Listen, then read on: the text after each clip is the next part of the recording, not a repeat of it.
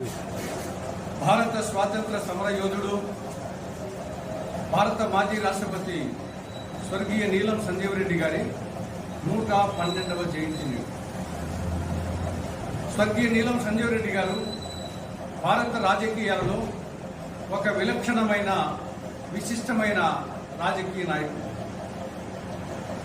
Quit India ఉద్యమంలో పాల్గొని 4 సంవత్సరాల పాటు దుర్భర జైలు జీవితాన్ని గడిపిన స్వాతంత్ర సమర యోధుడు ఆయన. ఆంధ్రప్రదేశ్ కాంగ్రెస్ కమిటీ అధ్యక్షుడిగా, ఏఐసిసి అధ్యక్షుడిగా కాంగ్రెస్ పార్టీ బలోపేతానికి, కాంగ్రెస్ పార్టీ పటిష్టతకు కృషి చేసినటువంటి అసలు శిశులు కాంగ్రెస్ వాది స్వర్గీయ నీలం సంజీవరెడ్డి. ఆయన గొప్ప పరిపాలనాధ్యక్షుడు. ఒక్క ప్రధానమంత్రి పదవి తప్ప అన్ని పదవులు అలంకరించాడు ఆయన.